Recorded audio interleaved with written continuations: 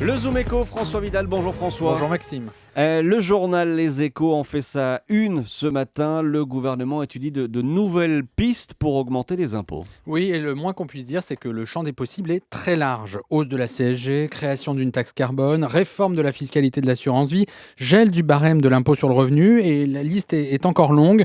Au total, les mesures envisagées couvrent l'essentiel du spectre fiscal. Alors, je rassure tout de suite nos auditeurs, toutes les options à l'étude ces jours-ci n'aboutiront pas à une hausse d'impôt cet automne. Mais il ne faut pas rêver non plus, elles ne seront pas toutes écartées. Loin de là, pour une raison simple, Maxime, le gouvernement a besoin de 10 à 12 milliards d'euros de recettes supplémentaires pour boucler le budget. Ce qui nécessite une certaine créativité, d'où le brainstorming estival lancé par les experts de Bercy. François, si je me souviens bien, le président s'était pourtant engagé à limiter au maximum les hausses d'impôts. Oui, vous avez raison. Il avait même expliqué fin mars qu'en dehors d'une hausse de la TVA, il n'y aurait aucune autre augmentation d'impôts en 2014. Après le choc fiscal de l'automne 2012, cet engagement avait d'ailleurs concouru à apaiser la grogne des contribuables.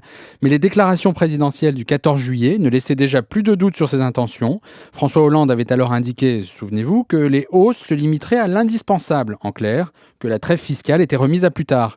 Pas sûr cependant que ces glissements sémantiques aient été perçus par tout le monde. Et on peut prédire un réveil assez brutal pour les Français à l'automne quand les arbitrages seront rendus. C'est certain, d'autant que les annonces de ces nouvelles hausses vont se télescoper avec la réception par les contribuables de leur troisième tiers provisionnel.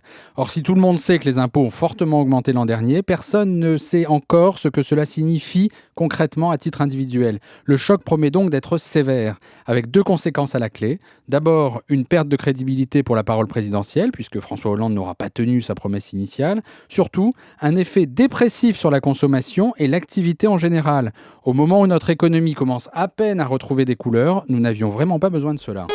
Le chiffre du jour, 3 200 €. C'est le montant de la facture énergétique des ménages français en 2012. En un an, elle a bondi de près de 200 € sous l'effet de l'envolée de la note de chauffage, mais surtout de la hausse des prix de l'énergie qui ont progressé 2,5 fois plus vite que l'inflation. 200 € de hausse en un an pour notre facture énergétique. On va détailler tout ça dans le journal de 7h30 dans un quart d'heure maintenant. Merci François Vidal.